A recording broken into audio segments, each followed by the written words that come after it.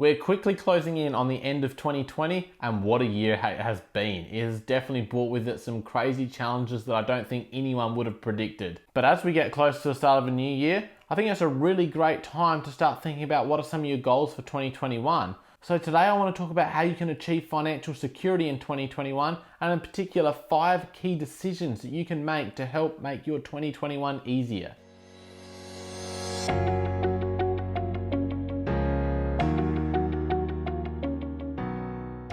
Hello everyone, I'm Ethan Rooshock, and on today's video I'm going to be talking to you about how you can have financial security in 2021 and 5 simple steps that you can take to help give you that security. So with the challenging year that we've had, what better time to kind of collect your thoughts and go, okay, what do I want to achieve in 2021? What lessons have I learned from 2020? And what steps can I do to make my financial life more secure and therefore less stressful? So the first thing I want to talk about is access to cash. So you want to make sure in 2021 that you've got access to cash when you need it.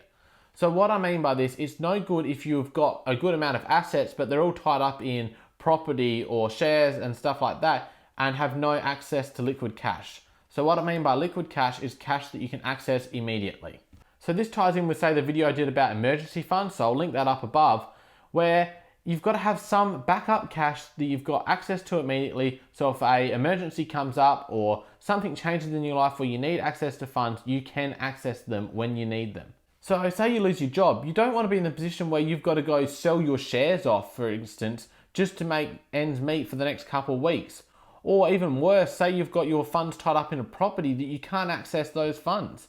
So by having some backup funds and an emergency fund and just some cash in your bank account, at least you can know you can get through short-term emergencies. So as I say, cash is king when it comes to stuff like this. So cash is security, and security provides you with less stress, and therefore it'll give you that ability to know that you can make ends meet even if something unexpected comes up. Now before I get into step number 2, I just want to thank you for watching this video. If you're finding this at all valuable, make sure you hit that like button, and I would love for you to hit that subscribe button, because that is the best way for me to try and get my message out there, and it helps me grow this channel.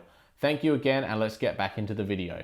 All right, and number 2 is having adequate insurance. So this is kind of a bit of an add-on to the first step, but insurance kind of gives you that little bit longer term financial security.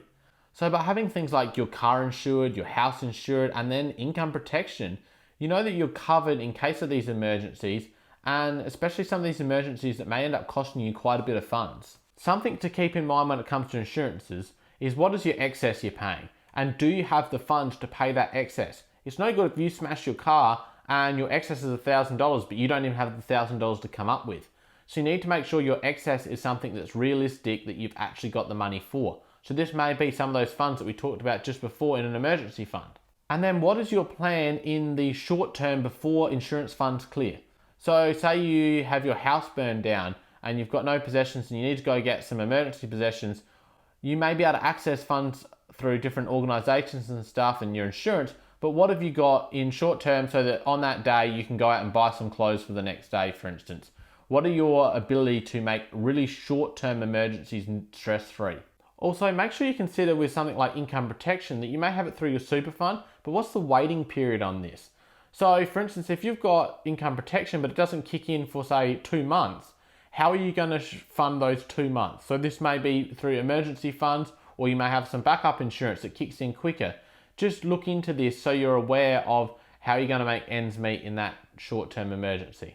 And this also gives you the chance to haggle on price when we're talking about insurance. So review those insurances annually and give them a call and see if they can do a better deal on you. Quite often insurance prices just go up each renewal, so make sure you're questioning that and finding out why they're going up and can you do a better deal than that. The third one is set goals for next year. I think this is a great way to achieve financial security, is to actually have some goals in place. And the big thing about setting goals is make sure they're those typical, you hear it all the time, but SMART goals. So what I mean by SMART is the specific, measurable, relevant, achievable, and they're time bound. So you really want to be making sure any goal you set can fit into this mold. So I made the mistake this year of I set 4 goals for 2020 and I never looked at it again, forgot about them actually till recently. I thought, oh, I wonder what they were, checked them, and I didn't achieve any of them. So that's the issue. If you set a goal and then never look at it and then just look back on it after the time period has elapsed, you're not probably likely to achieve it because you haven't been working towards it. So I was quite disappointed to go, oh wow, I didn't actually achieve any of them, but a couple of them, if I actually was focused on them, I would have achieved them really easily. And then the other couple, things have changed in my life, so they actually weren't relevant anymore. So set some goals for 2021. I'm actually going to do a video about what my goals are, so look out for that in the next couple of weeks. But set some goals and make sure that they're relevant and really make sure that you can achieve them, but most of all, track them. Number 4 is having an accountability partner. So what I mean by this is someone else that you share your goals with and share your progress with. So I think this is really important to keep you motivated, especially if you're someone that struggles to self-motivate. You definitely need self-motivation. If you don't have that, then you need to realign and recheck what your goals are. But I think having a motivational or accountability partner can really help you get through those times where you may be lacking a bit of focus. And it also brings you up to a level that you may be talking to someone else that's got really high goals, and that can help make you think, maybe I can achieve higher goals than what I even set out to achieve. So you want your accountability partner to be someone that's like-minded with you, has similar aspirations, and you may even want someone that aims a little bit higher than what you do, and you may be able to bring it up to their level. So I've heard that saying plenty of times, that you're the sum of the people you surround yourself with, and I think that is such a true saying. So surround yourself with people that have high aspirations, have similar goals or similar mindsets, and hold yourself accountable to them and make them hold themselves accountable to you. So for instance, for me, some people that I look up to are actually other YouTubers that are doing something similar to me, that are actually further along in their success process. So I hold myself accountable to seeing what their goals are, because a lot of them do share them on their channels and stuff, and going, okay, maybe I should set my goals a bit higher. And then by networking with them and discussing what they're doing, that helps me relay what my goals are to them, and it holds me accountable because I've told someone else what I want to achieve. And that's why I'm going to do a video about my goals, because I'm telling my whole audience what I want to achieve, and that holds me accountable to lots of people. So number 5 is having a good record keeping system for all the important things in your life. This is so important because we never know what's going to happen in our lives, and if something happens to us, we want our loved ones to be able to access the stuff that they need to make it a little bit less stressful for them in a challenging time. So what I mean by this is, talk to a partner or a family member or whoever you trust about where your insurances are, what your super fund is, do you have a will, what assets do you own? Because the last thing you want is for you to own an asset that never then gets passed on for your kids, for instance, because no one knew it existed.